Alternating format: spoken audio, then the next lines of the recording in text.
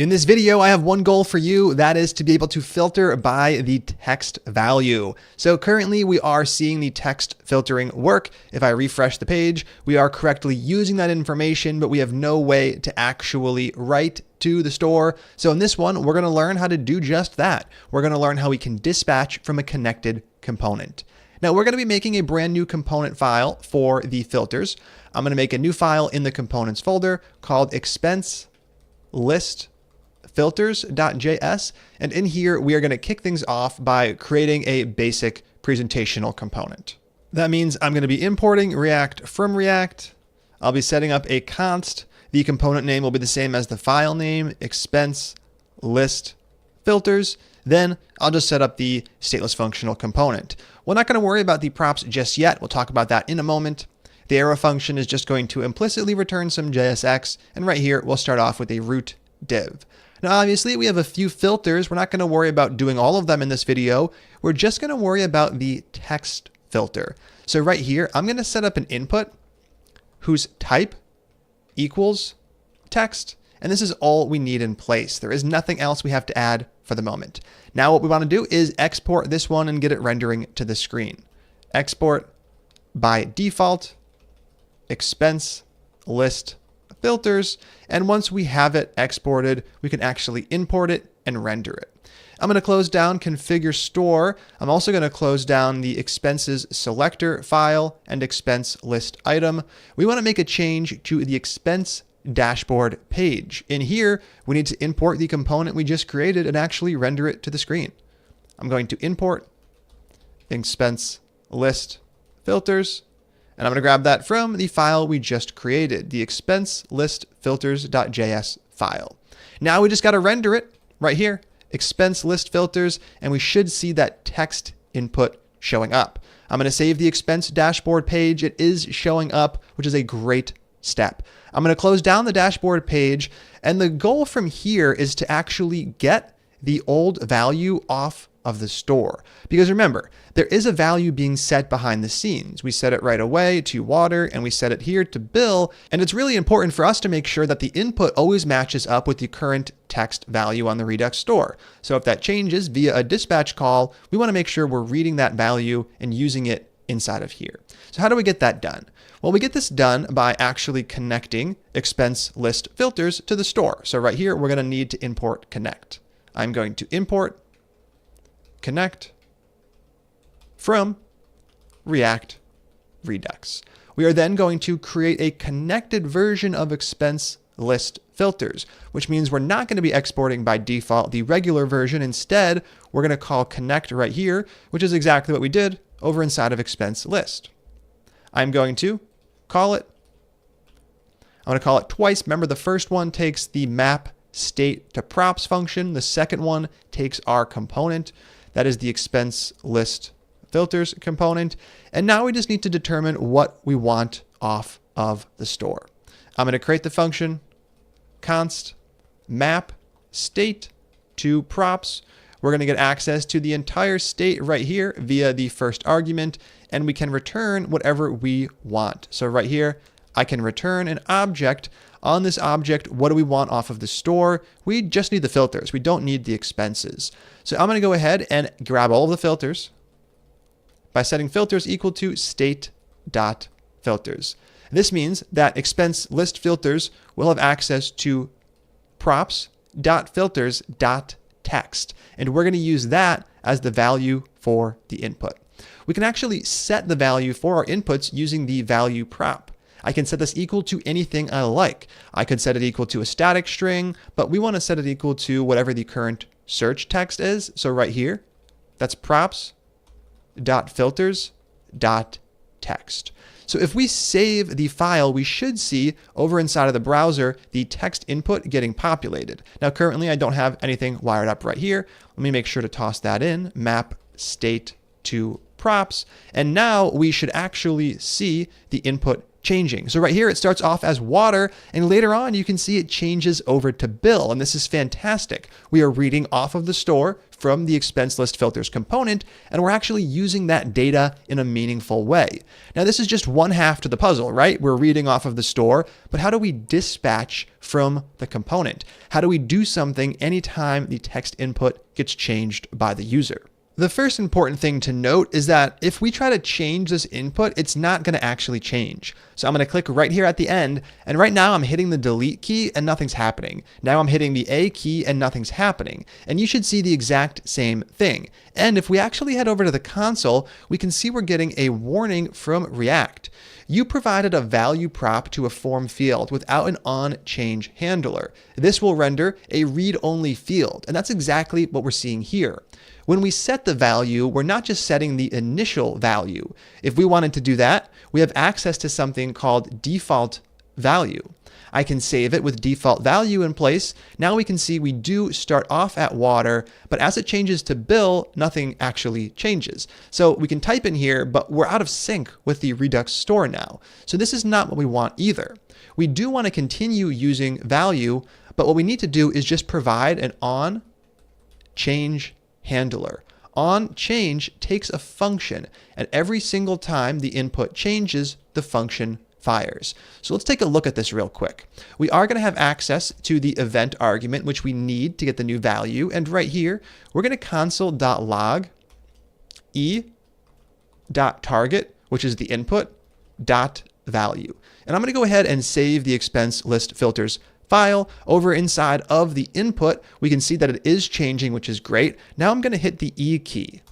And down below, you can see I get bill with E on the end.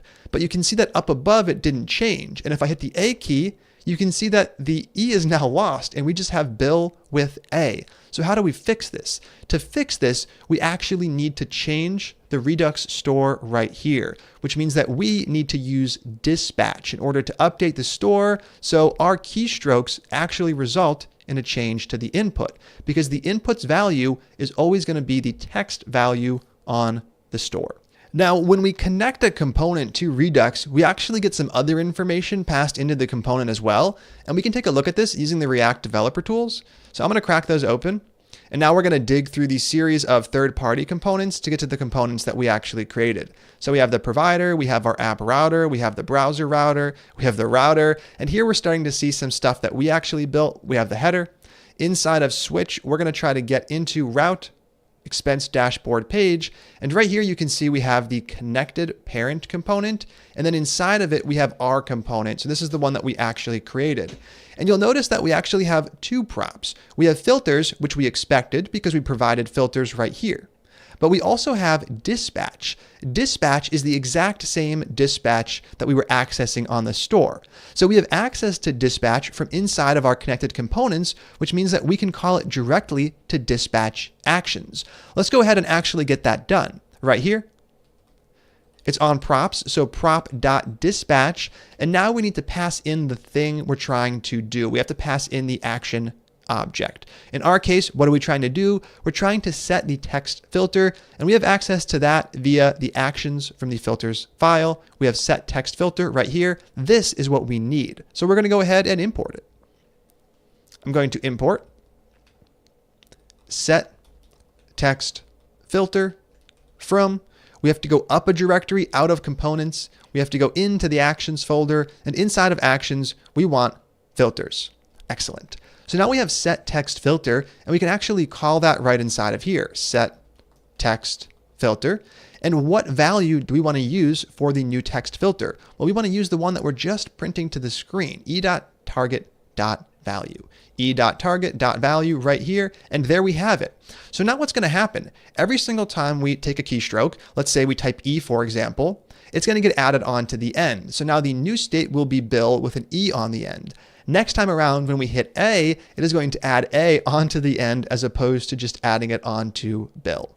I'm going to go ahead and save the expense list filters file. Over here, we can now test things out. So we start off at water. 3 seconds later, we switch over to bill. And if I focus on the input and hit the back key, you can see that the keyboard actions are indeed being registered correctly. So I can get rid of all of the filters and I could type water, for example. Now I'm just seeing the expenses that have water in the description. I could go back and I could type in gas. Now I'm just seeing the gas ones. And if I just type the character A, for example, that exists in both. If I type AP, that exists in none. So we have that empty list showing up. And there we have it. We now have our very first component that is not just reading from the Redux store, but it's actually writing to the store. And this is going to be essential for any application you create, because the whole point is to allow the user to interact with the application, to add, remove, or edit information. Now that we know how to dispatch from components, we have both sides of the equation figured out. We know how to read from Redux, and we know how to dispatch to change the Redux store. Now that we've done this once together, it is going to be your job to do something similar to this again over inside of the expense list item component. Inside of here, we want the ability to be able to remove an expense. So we're going to set up something like a remove button, a button with the text remove. This remove button is going to actually dispatch an action when it gets clicked. Now, what does that mean for you? Well, it means you're going to need to import the correct action generator from the actions expenses file. You're also going to have to connect this component to access dispatch. Then you're going to have to wire up on click to get everything working correctly. Remember, you do have access to the ID, which you're going to need to actually remove the item. Now, I'm not going to give you anything else except for one more hint. When we use connect, you do not have to take anything from the state. So this is a perfectly valid usage of connect. This doesn't give us any values from the state, it just gives us access to dispatch. So this is similar to the pattern that you're going to be using over inside of expense list item. You don't want anything from the state, you just want to connect it to be able to access the dispatch prop. Take as much time as you need to get this done. If I save the file in its current state, we are going to have the remove button over here. But you can see that if I actually click the remove button, nothing's going to happen. When you're done, clicking the remove button should actually remove the expense from the list. Take some time, knock this one out, pause the video, test your work, and when you're done, click play. All right, how'd that one go? I'm going to kick things off by grabbing connect, which I am going to need. So I'm going to import the named export connect, and I'm going to grab that from React-Redux. Now I know that I'm also going to be using one of my action generators, so I might as well grab that right now too. The one we're going to be using is the remove expense action generator. So over here, I will import remove expense from. Now we need to go up a directory out of components, inside of actions, and inside of actions, we have the file expenses.js. Now we can actually start writing some code. So down below, we're no longer just going to export the regular component. Instead, we're going to export the connected component by calling connect. We don't need anything from the state, so you don't have to put a function inside of here. And then we just provide our component, expense list item. This is going to give us access to the dispatch prop, and that's exactly what we want. Now we have to define on click. We actually want to do something when the button gets clicked. What do we want to do? We want to dispatch an action. So right here, I'm going to access dispatch. Now you'll notice up above that I have used some destructuring to grab all of the props from the expense object. I can continue to do this. I can just grab dispatch here as well. That's perfectly fine. I'm also going to need the ID, so I might as well grab that too. Now, I'm going to call dispatch. I'm going to call my action generator remove expense, and I'm going to pass it the information it needs. If you remember, we set this up to take an object, and it just has the ID property. Right here, an object where ID comes from the ID value up above. So we can just use the ES6 object definition shorthand. Now, if I go ahead and save the expense list item file, we can test out our work. The filter is going to change after those 3 seconds. I'm going to remove the water bill, and the water bill goes away. I'm going to remove the gas bill goes away, and everything is working as expected. Now, obviously, this data is not persisted just yet. If I refresh the page, the data does come back, but we are headed in the right direction. More of our components are communicating with the Redux store, which is great. We're going to continue going through this process, focusing on the filters once again in the next video. I'm excited to get to that, so stay tuned, and I'll see you soon.